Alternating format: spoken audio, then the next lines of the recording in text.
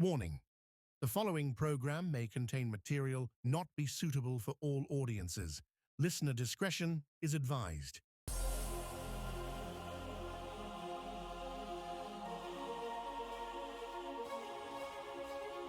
Kill the noise and cut the static. Broadcasting from high in the mountains of West Virginia, we're leaving the 9 to 5 in the rearview mirror. The engine is warm, the lights are green, and it's finally time to shift your Wednesday into overdrive. And now, here's your host, Diego the Podcaster. On this episode of Bonus Overdrive Wednesday, with 20 plus albums to his name, our guest is a musician, writer, director, and filmmaker. He's currently working on his latest feature, a toy maker. Also, we're going to get into some Astro-Zombie Overdrive and the much anticipated Mutant Mall Cops. All this plus more. Please welcome our good friend, musician and filmmaker, Evan Allen. Evan, my friend, welcome to Bonus Overdrive Wednesday. All right, thanks for having me, Diego. Again. Yeah, man, it's been a while. Back. Last I saw you, at least a year or something like that. It's been a little over a year, and as we were talking on the pre-interview, Rust Feeder just came out at that point. It's a rather new song, and then you were just getting started. I don't know if the script was about to be ending, or you were talking about making a toy maker that time. That's right. Yep, we ended up going over to Texas there to my buddy's stunt ranch, Mark Anthony, and we did it. We raised the money. We went and shot a toy maker. Poster behind me there. There's one of the older posters. We've got some more updated ones now too, with the actors on them and stuff like that. We had a blast. We blew up cars. We shot people. We had heads explode. We had some amazing fight scenes. Scene 66A actually took 3 days. It was insane. I think the final edit, that fight sequence is over 12 minutes long. Might be 15 minutes. I have to look at it again, but it's absolutely insane. And we had a lot of fun filming out there. People came from all over the country, some from Canada, all over the USA. So amazing actors, Otis B. Dreads, Lydia Manson, Dan J. McDougal, and so many more. Mark Anthony, he was the bad guy again in this one. He was the bad guy in Six Wheels from Hell, the bad guy in A Toy Maker as well. Now, I kind of cheated because I kind of already know what the movie's about, and I remember from the last time. But for those that may have missed that episode, and if they want to go back in time in the vault, check out that episode. With the toy maker, not only do you have the movie, but there's also a soundtrack. But for those that just learning about it now, can you tell us a little bit about that film? Yeah, A Toy Maker is about a toy maker and his brand new apprentice, who he gave a toy to when he was a child. She applies for a job with him, but right around the same time when this kind of evil real estate developer rolls into town, and he's buying up or forcing people out of their businesses with force most of the time until people give in. But the toy maker and his apprentice ain't having it, and they fight back, and they end up turning some of his goons into human marionettes. It gets a little dark. And as for soundtrack stuff, we have a record with a bunch of songs from the movie in it as well. There's a couple CDs. So there's 2 CDs and the record. They have different songs on all of them. And there's also a Madison's Angry mixtape volume 666, which you can order these, and I have them manufactured. Couldn't find I don't know where the case went for this one, but so I'm also building a new website for Cybert Entertainment, so it'll just be cybertentertainment.com. We're still working on it, but once that's out, then all that stuff will be available online for purchase, and t-shirts and all sorts of stuff, and calendars, you name it, we got it. One of the custom T-shirts. I've been making all sorts of different kinds of merch for this movie. That's one of our Bob Butler. He's Sheriff Romero in the movie. I Am the Law. He's got his own theme song. A lot of the characters have their own theme song in the movie too, which is cool. I'll show you a bit of the calendar because it gives a little bit of away here, but it's kind of cool. And we have some funny scenes in the movie as well. That was a dude playing Gary. That scene is absolutely hilarious. And there's one of our sheriff's deputies. He's a little not quite right in the head, but he's a sweet kid. The swine crew, that's our motorcycle gang. There's just a couple of our main characters doing the little Easter thing. That's not in the movie. That's just for the calendar. What else we got here?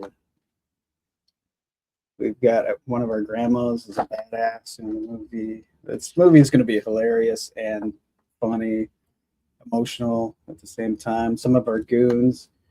Right there, we've got Rashad Evans from the UFC. And Robert Lasordo. He's in like 200 movies. Dude writes and directs his own movies too. A bunch of other awesome bad guys in there. Some of our goons. There's our sheriff again. I Am the Law. Sorry if it's a little out of focus. We had a lot of fun making this movie. This scene is going to be hilarious. A couple of our goons, that's a screenshot actually. There's our veterinarian and a couple of the doctors and one of these guys who just kind of shows up at the wrong place at the wrong time. In the movie a bunch, There's one of our human and marionettes. That's Robert Lasorda. It's kind of cool. It's like show and tell right now. Oh no, I'm digging it so far. Keep going. Yeah, there's one of our bad guys. Happy Thanksgiving, me your town turkeys. I have way too much fun with this stuff. And there's our toy maker again. Yeah, there's no Christmas scenes in this one, but we had to add that in the calendar at least. Well, I mean, the holidays are just around the corner as fast as this year is going, so it's proper for it to be released here soon. Yep. So with the movie coming out here soon, and you've already finished filming, and you did the soundtrack. Normally, I mean, all your films, your projects, you make your own music, correct? Yeah, I used to sing in bands up in Canada all the time in a band called Yeah Whatever. And I did that for a long time. We did a lot of music for TV shows and movies like Lost Boys the Tribe, Blood Ties vampire TV show. We did some cameos in some TV shows and movies as well as the band and things like that. Now I use AI to make some music.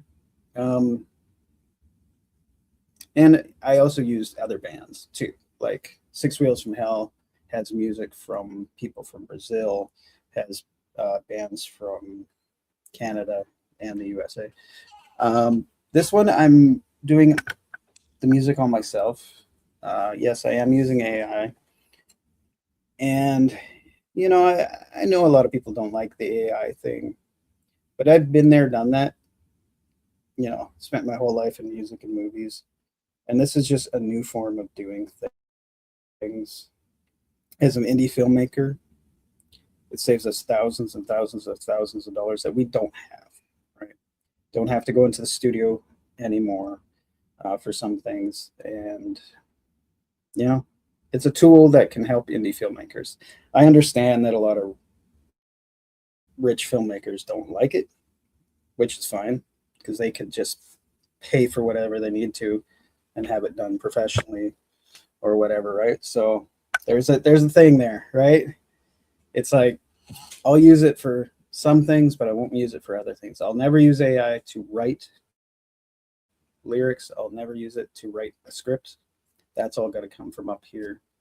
But I will use it for music. And I actually went to school for 3D animation as well, so I have a different perspective there too.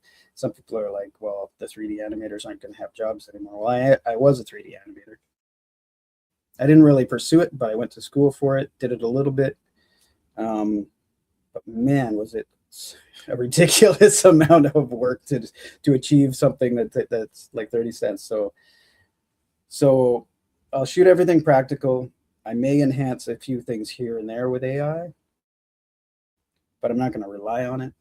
I think AI is great for crowdfunding, to be able to do a bunch of graphics and concepts, to go out and get the money, to go then and shoot it practically, that kind of thing, right? So I don't know, I got an AI thing there, but I guess, being honest with how I make my music now,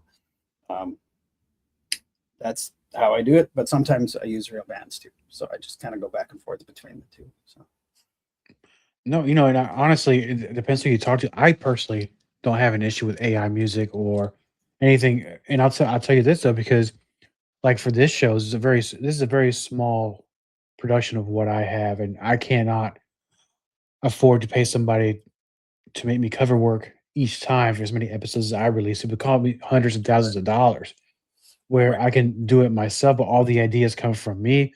I have to direct the AI how to do things, and I've taken my hand at creating some AI music as well for background or music beds or Mhm. potential videos just for fun. And I think it's a great creative outlet because again, I can't afford to pay somebody to do something. It's going to cost me several grand where I can probably do it really pennies on the dollar if you think about it.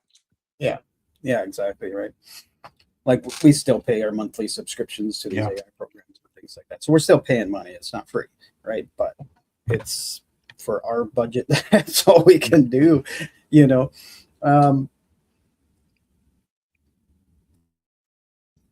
But yeah, like you just mentioned also, it's an outlet. I can't stand not creating, so I have to keep creating something and something. And so depending on how I'm feeling, I'll work a couple days and do an album and put that out. And it's so easy, everything's automated now to be able to get your music out to the world. And right now it's it doesn't pay a lot of money, but it's putting gas in the car every month. It's helping me put my son in hockey. It's helping me put him in baseball, that kind of thing. And but like some albums, I'm like, oh, they're fun. Some of them are a little darker, depending on how I'm feeling. And my latest one I just put out today, it's about loss because I've lost some people in my family this summer. Four people, like one a month. It's just so it's been pretty brutal. So it's kind of how I cope with that kind of stuff is through music. And so the next album, a little more sadder than the other ones, right? But but if it helps other people cope with the loss too, I really like that. And it's gathering a small following, and every month I'm making a little bit more and a little bit more, which is helping with the things I need to pay for. And but I can see the statistics of where it's being played all over the world, places you wouldn't think too, like Egypt and Libya and like all these crazy like different countries that I'm like, what? How did they even get a hold of my music there? But it's pretty cool. It is. It's pretty cool to look at the metrics on performance. Like you can do the same thing with like podcasting and stuff. And like I said, some countries like, how did they hear about me? Mhm. I don't know how, but I'm glad that they did. Mhm. And it's great to see your work getting out there. And speaking of albums, I know you just released a new one. Mhm. Let's go to one that caught my attention. I don't. I'm gonna say I don't remember how I found out about it, but I went on your socials and then I saw the cover for Mhm. Astro-Zombie Overdrive. Yeah, So I that wanted to was check it fun. out. I was just having so much fun. Yeah. That album, I haven't stopped listening to it all week long. It is is entertaining, is energetic, it's heavy, and it's I don't know, it's kind of like its own little universe. Yeah, I think so. That's kind of what keeps happening with my albums. It's almost like each one is its own soundtrack. And I think that kind of stems from doing movies all the time, right? So instead of just every album sounding exactly the same over and over and over again, I've been, just theming each one. There's like this latest one, Departed, is about loss. The one before that, Entryism, is kind of about the state of the world and all sorts of just messed up kind of how all countries are like just losing identity and things like that. Before that, the album was Beautiful Things. It was just about how beautiful life actually is. Right before that was Astro-Zombie Overdrive. And that one was just, total Rob Zombie inspired. Power Man 5000, Hot Rods, and Toxic Avenger kind of stuff. And before that, it was The Evil Ones, which was just about just evil in this world, that kind of stuff. And then there's a bunch more before that, and they're all slightly different. And I had one that was like all film noir kind of songs and music, and Viking, and they just keep going back, and I just like changing it up all the time. I just can't stop writing. Like, it's just my brain will not let me stop making music and songs. Nor should you. We can't stop doing this stuff, man, because this is our therapy. This is how we get through things, It is. creating. It's definitely our therapy. Yeah. Yeah. But I'm gonna go back to Astro Zombie real quick because Overdrive. I like the whole thing with Overdrive. It kind of goes with the theme here. I can relate to one of the songs, Hex from My Ex. Oh, yeah. And I'm listening to it, it's like, oh, son of a gun. I know what this is about. And kind of lived that life a little bit, but that was a lot of fun for that. And then what was it? We're 26 now. This year, was it 3 albums this year? It's probably more than that. Man, I've been doing at least one a month. Sometimes I listen to YouTube music. That's what I do. Sometimes they don't make it on there for some reason. But they all make it on Spotify. So if you have one music thing, you might miss an album or 2 or 3 because it's just, I don't know why, but sometimes they skip an album or 2 and then the next one's on YouTube music. So I don't understand why some of them make it and some of them don't. It could be a timing thing because some of them I release them within a week and maybe they need more time and then they just skip it, or seems like Spotify has all the albums on there. But Yeah, that's probably why I should really. I mean, I'm on Spotify, but I don't have a subscription of Spotify. But I did okay. notice that on Amazon Music, I think it's the same thing with what you're talking about because it shows as Astro as being the latest one. It's the last I looked.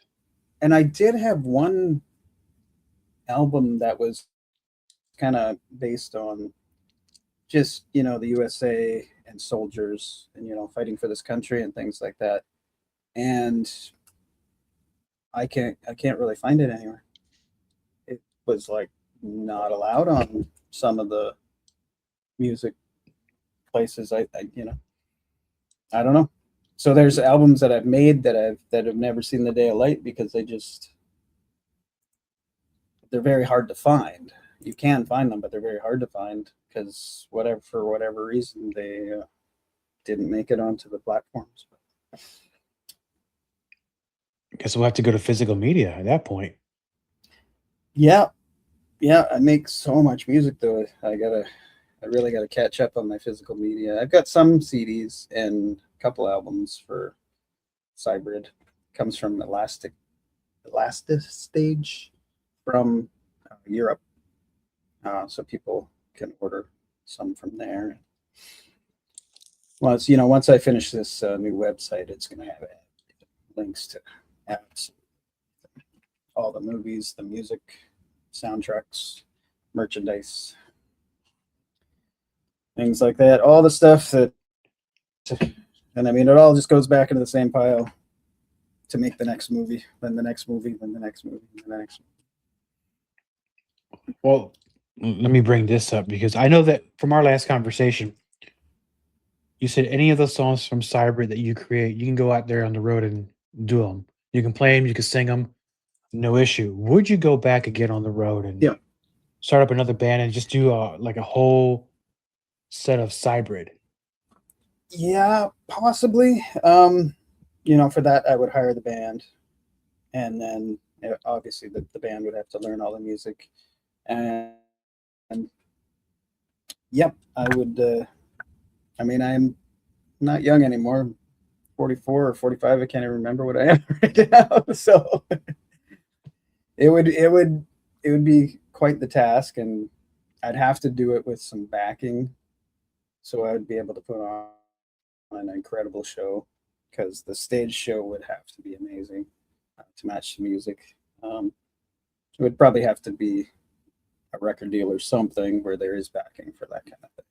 So, not a really big fan of record deals and things like that, but if we did put it on the road, it could be pretty big, pretty cool, cinematic, and yeah. So yeah, yes, I can sing all the songs. I used to do it live all the time with Yeah Whatever, and then I've got the Villain X albums that I sang on as well. Yeah.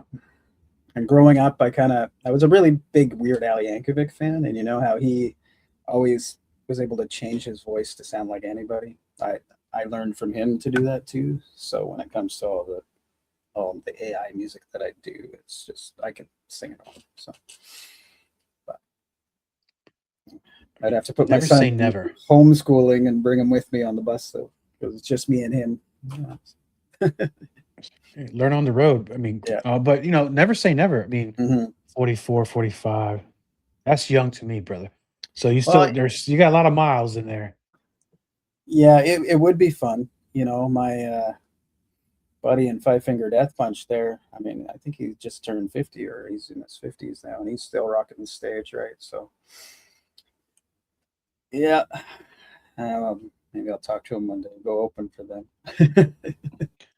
So you're saying there's a chance. That's what all I needed. That I'm 1%. saying there's a chance. Yeah. Yeah, it was fun. He just invited me and my son to Rockville, gave us some backstage passes, and so we got to go backstage for Five Finger Death Punch, got to see Guns N' Roses, Godsmack, and Stained was there, Alice Cooper. Man, we had a blast. I was always a little bit afraid to take my son, who's only 9, to like a big festival like that, but there was so much open space because the festival grounds were so big that you could like put a blanket down and lay on the grass, or we just went backstage a bunch of times. And so it was really cool. Yeah. What a great experience for a 9-year-old, or for anybody really. That's one hell of a show that you took him to. So Yeah, we just went to. We had to go deal with his Canadian passport, but because we're down here, it was a whole thing. Went to the Canadian consulate in Los Angeles to go try to do it there while we were in Vegas visiting my mom, and having a little summer vacation too. And that ended up being a week there, and then we had to go to Miami and go get the thing. So it ended up costing thousands of dollars for something that should have cost like $200. Oh no! But we finally did it. But when we're like, you know what, Disturbed played a show down there, so I took my son to Disturbed and my mom, and that was awesome. Yeah, he's a pretty lucky kid. He knows he's lucky too, so I let him know that he's pretty lucky and spoiled, and so he doesn't take that for granted. But his first show was Tool.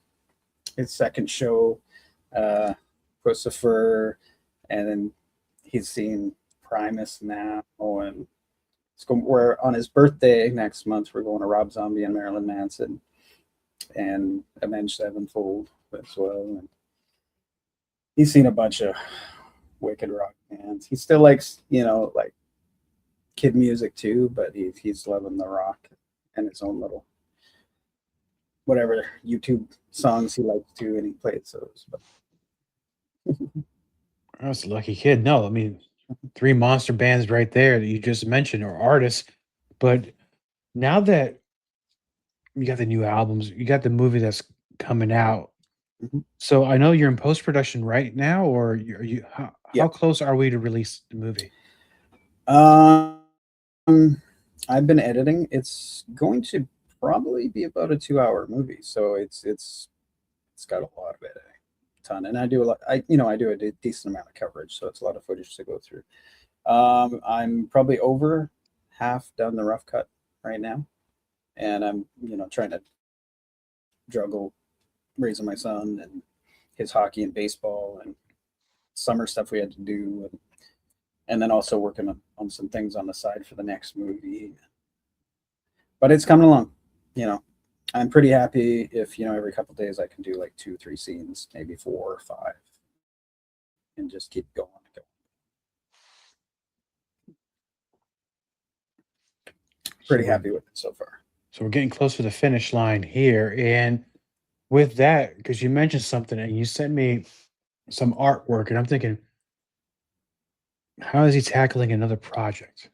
Because between you're finishing a toy maker, you have the albums, and now you sent me something that looks pretty awesome to me. Mega Mutant Mall Cops. Okay, so Yeah.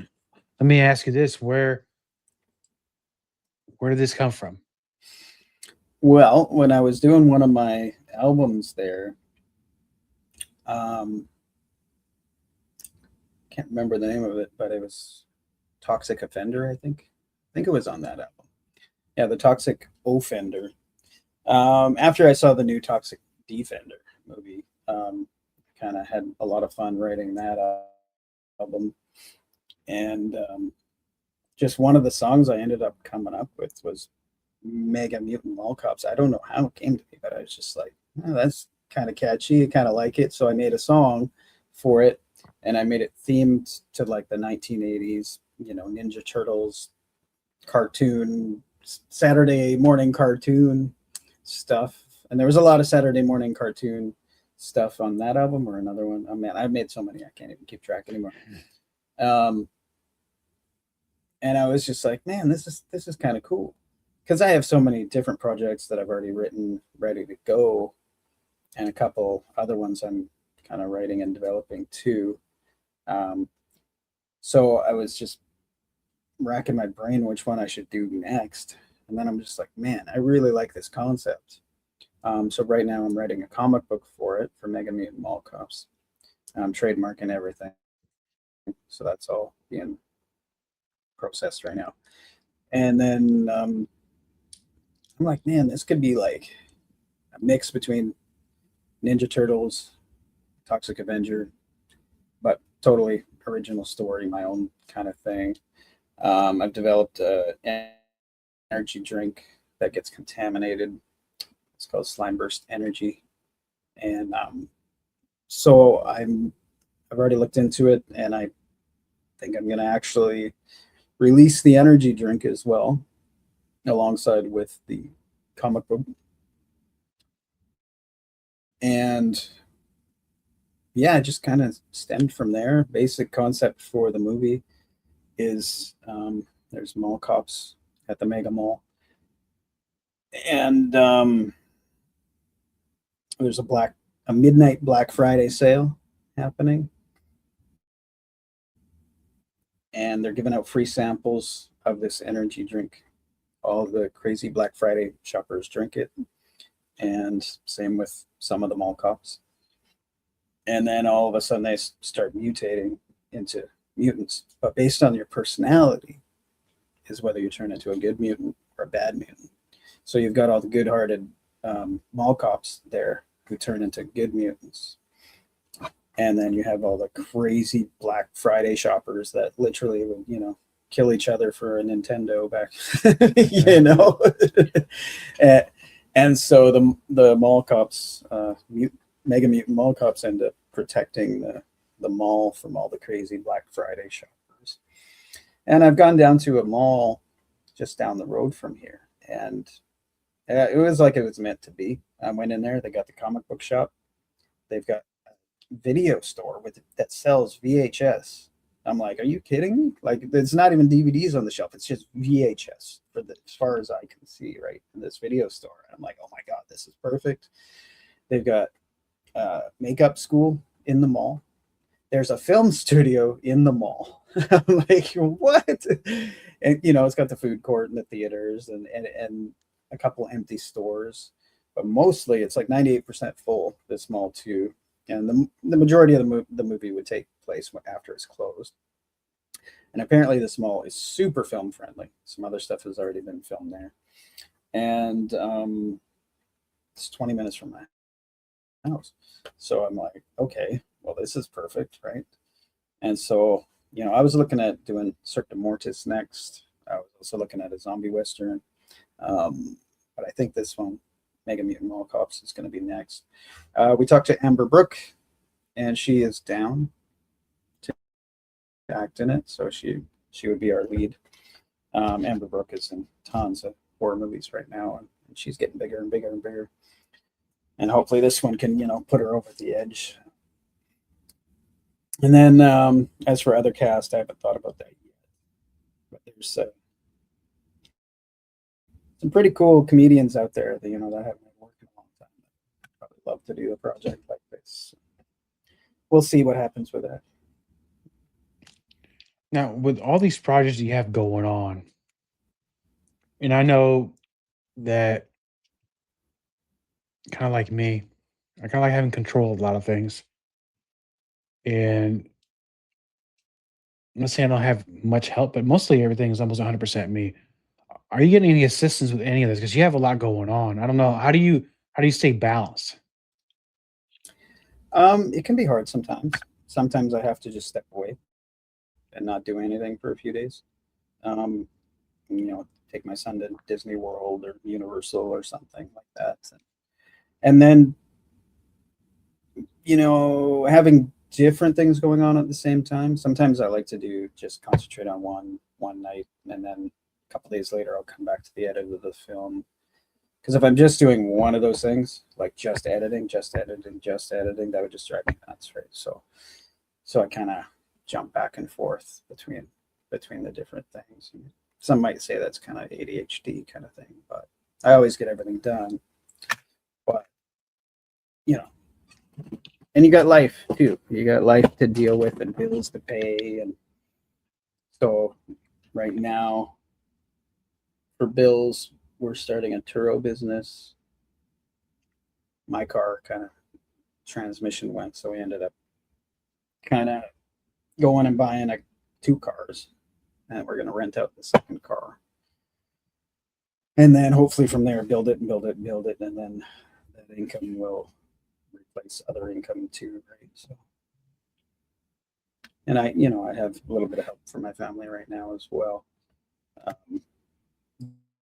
during that transition period between the two, because I had to do Lyft for a long time when I wasn't doing movies, like big movies, and getting paid $500 a day. I mean, as soon as my son was born, I basically left Hollywood in Vancouver, up in Canada, just because it was just me and my son. So I couldn't do it. I couldn't do the 16-hour days every day and have my son at the babysitter the whole time. I just couldn't do it. But now I had to do Lyft for a long time. I had my film school up in Canada too, that I was running for a while, 5 years, but then COVID kind of just blew that one out of the water, and then we couldn't operate anymore. So I had to do Lyft, but now we're going to do the Turo thing and see how that goes. In Orlando, which I think it will do well. It's a good tourist town, and the vehicle we bought is very family friendly, and we're hoping that we get lots of families just doing Disney trips back and forth to the airport and hotels and stuff. Yeah, but yeah, it can be difficult, and that like I said, I had a bunch of family members. My first my grandma, then my grandpa passed away, and then my uncle just did 3 days ago. And before that was my cousin. It's been rough. But still going. And like that last album I made, certainly kind of helping with that. And with everything you've had going on, so let's say when you're not creating, I know and you're not making the movies or the albums, and now, well, more projects coming up. I know you go on the shows and you go to Universal Studios and things like that. What else do you do aside from that to keep your mind off of things? Are you a gamer? Are you listening to other people's music? Are you? I mean, I know you're going to the shows, but you have any other hobbies that doesn't have anything to do with creating? It's just to Other take you away from hobbies? it. Yeah. Yeah, a little bit. I'm enjoying seeing some of the people that acted in my movie. They're making their own movies right now. I think the only really active one that I like keeps showing up on my timeline is Satanic Circus. A couple of my actors are doing that one, and they have a Kickstarter going, so check that one out. Looks like it's doing okay too. Last I checked, it was only a couple days in, and they were at 2,000 or 3,000 already. So it's coming along, and they keep posting and all sorts of actors that are in their project. So I'm super proud and happy for them, because I want success for everybody. Like, I know sometimes in the indie world there can be a lot of drama between different filmmakers and stuff like that, and I hate that shit. I don't know. Sometimes I like my isolation over in Florida, away from it all. but, um, but yeah, as for hobbies, on occasion, Assassin's Creed, I played every single one of them until I beat them. Right now I always play, NHL, and now I'm doing Major League Baseball because my son is into both now. and that's another thing too, is really investing in my son in his sports now, because he loves it. So he's a big hockey kid, and that was hard, because COVID derailed his whole hockey thing for years. Because we were right in starting lessons when he was pretty young, and then COVID just shut it down right halfway through his first lessons, shut it down, right? So that got delayed, and then we moved from Vegas over to Florida, so that kind of pushed everything back again too. But he's been doing really good. He's done a ton of the Lightning made program here for hockey. He was doing the Vegas Golden Knights one for a little bit, but then we moved, and so he's doing pretty good. Then he's been doing some drop-in games, which are just kind of different age kids all playing together. It's not really organized. It's just organized chaos, I guess. But he's finally going to start on a team in September, so we're super excited for that. So they'll have practice game every weekend, 10 games off, and then his baseball season starts again. He's done the seasons aren't long, they're 10 games, right? But it's like 2 practices a week, 10 games. But he finally did his first baseball season and ended up getting most improved player over the year, because he was a rookie, never done it before. And he was on the Party Animals team, which was just awesome. I don't know if you know the Savannah Bananas, and they have a whole league, which is like the Harlem Globetrotters of baseball. They're hilarious. They do backflips and tricks when they play and everything. But his team was one of the teams they play against, the Party Animals. So it was the coolest thing ever. So he got the coolest jerseys, and the coolest team, the coolest coaches, and best teammates. And they did really well. They did 5 wins, 3 losses, 1 tie, and then but then there was they did a game that wasn't technically on the schedule, because one of the teams they're supposed to play went on a tournament. So they ended up they were in hybrid, so it was like machine pitch and kid pitch. But they ended up playing a team from the league above them in the minors, and these boys beat them like 14-5, I think it was that. Hunter just crushed the ball up to right field, and so it's just watching your kid have success, and even when they strike out and stuff, they're still having fun. And man, it was just like the best thing ever. So having no sports over the summer has been kind of like, man, we just can't wait for that season to start up again. So his next week on the 8th, he does his evaluation for the next team he'll be on. No idea what team he'll be on this time, but he'll be in the minors.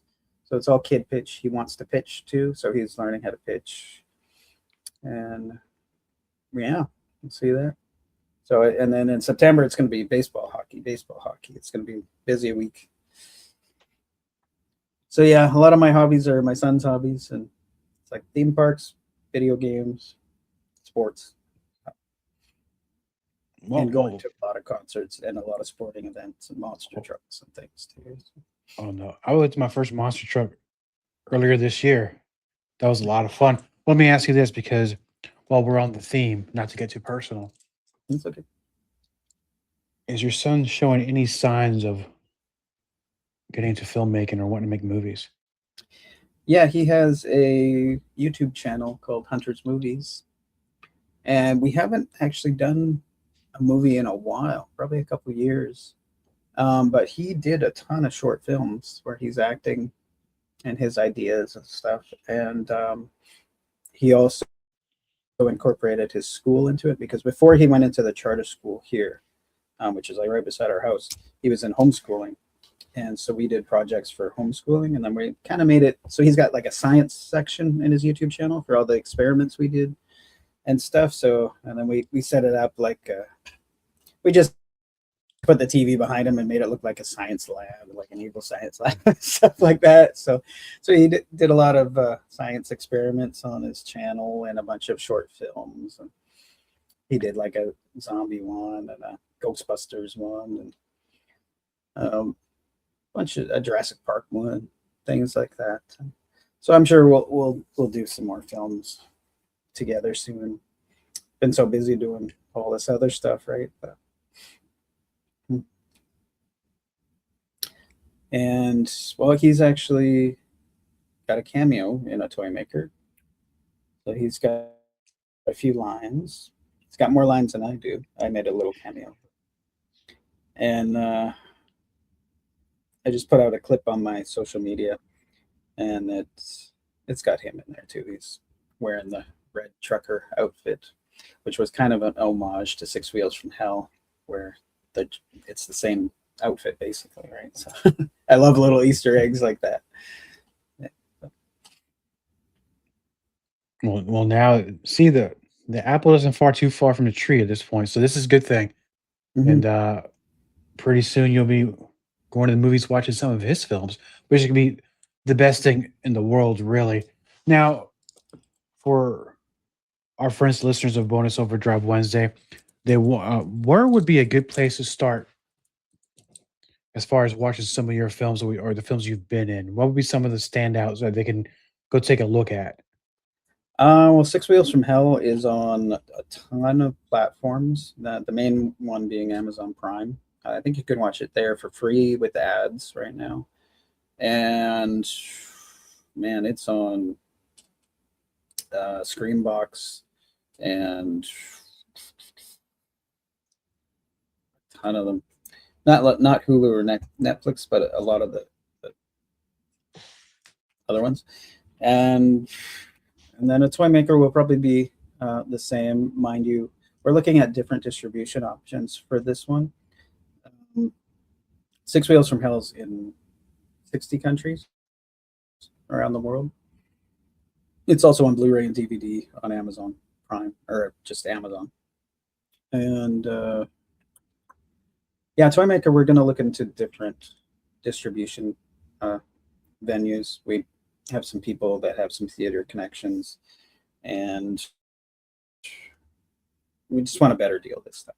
You know, if we can actually get some money up front to make another movie, that's more beneficial than the deal that we signed for Six Wheels from Hell. So it's making money. It just hasn't broken even enough to pay us anything yet. But it'll get there. It's close. It's getting there. Oh, good. And that's a whole different side of things. Now, me not Mhm. being a person that understands that industry very well or in it, when you're making a film and it finally comes out, are you working on distribution deals prior to making the movie or during it? When does that part come into play? Well, with Six Wheels from Hell, as soon as we put our trailer out on IMDb, I had so many offers, and that's not always the case. So I think we got pretty lucky with the first one. So we were able to pick and choose what deal we wanted. I mean, some of them were not very good. Others were better, and so I looked at their websites and saw if they had way too many people on their roster, like way too many movies, and we'll just get lost in the shuffle. If they didn't have enough, I wasn't impressed with that either. So I went with one that was kind of in the middle. Um, they were all right, but I don't think they marketed us as well as I would have wanted them to. And marketing is a huge. You need marketing to be able to make a lot of money. And it's not like we're in this to make a lot of money. We just want to make enough money to make another movie and keep going and keep the cycle going and keep the cycle. And then eventually you got 10 movies making money, and then residuals hopefully come in at one point. So it's not easy, but that was our first one too, right? And yeah, everyone's first movie never makes any money. If you do, you're pretty lucky. And but what it leads to is more movies, because people saw that we did that one. They could go there, they can watch it, and that led to crowdfunding for a toy maker, which we raised 34,000. We had a couple fundraisers, so probably 40,000 altogether we probably raised on that one. And then some investors came in with a little bit of money here and there, and to help us finish it. And yeah, and then when we do Mega Mutant Mall Cops, we're really going to do a lot before we launch the crowdfunding this time. The mall that I want to film at has they have like their own little Comic-Con things going on there all the time, and they just had like a goblin market the other day and stuff like that. So I want to go check out a couple of those, and then talk with the comic book company when I finish the comic book, which is basically the script. It's there'll be the script will have a bit more than the comic book will, because some of the comic book stuff is limited. You're not allowed to do this. You're not allowed to do that. But so I want to do a few events at the mall and get people excited about the movie before we do the crowdfunding this time. And I'm also going to launch the website, which people can get involved in the movie before the crowdfunding starts. So we might be able to raise some money before it even starts this time, instead of just relying on just crowdfunding. And so I'm taking a little bit different approach on this one. And then with the energy drink and the comic book, that'll be fun. Get a little following before we start. Yeah. A lot going on, a lot coming out. Now, for those that want to learn more about you, because I know you're on X, you're on IG, elasticage.com/cybrid, and YouTube at Cybrid Entertainment. I urge those to go there and to learn more about you. Is there any other avenues we can go to learn more about your projects and what you're going to be doing next? I'm mostly active on Facebook. There's a Six Wheels from Hell group. There's a toy maker group, but I think that one's more through the Cybrid Entertainment group, page. And so we do a lot on there. And then my personal Facebook, which is just Evan Allen, Florida. You can follow me on there if you can find me. Sometimes it's kind of hard to find people on Facebook, but I'm on there. And then eventually I'm going to relaunch our website. So it's Cybrid Entertainment. It might be .com. It might be .something. We're not sure what it's going to be yet. But simple Cybrid Entertainment search, you'll find all sorts of things, I guess. Excellent. And all the links to what we just talked about will be on the show description. And let's do this, man, because I know you're very busy. But let's not go another year and some change without having a conversation. Let's bring you back, and Yeah, no worries. Yep. we'll catch up. You'll probably have a few more albums out from here till Yeah. then. Yeah. And a toy maker should be already getting ready to hit the streets. And then we'll talk some more Mega Mutant Mall Cops because I think by that time you should be probably halfway through the whole thing. I look forward to talking about it on the show, and I look forward to catching up with you again in the near future. All right. Thank you, man. Thank you, my friend. Welcome to the TCC Research Channel, home of Mysteries Unlimited TV, Let's Find Out with Diego, and the free documentary playlist. I'm Thomas Markle. Here on this channel, we explore Appalachian mysteries, cryptids, UFOs, folklore, and the paranormal. Every week, you'll find new episodes of Let's Find Out, Bonus Overdrive, live stream discussions, and original documentaries. We talk with authors, researchers, investigators, musicians, and people with real stories to tell. If you're into unexplained encounters, strange phenomenon, and deep dive conversations, you're in the right place. Hit subscribe and join us. There's always something new to explore. All content on this broadcast is a property of Diego the Podcaster and is served directly from our servers with no modification, redirects, or rehosting. All celebrity impersonators are paid performers. The impersonated celebrities do not endorse or promote any views or opinions expressed by our guests, Diego the Podcaster, or Bonus Overdrive Wednesday. The information shared on Bonus Overdrive Wednesday is provided on an as-is basis, with no guarantees of completeness, accuracy, usefulness, or timeliness.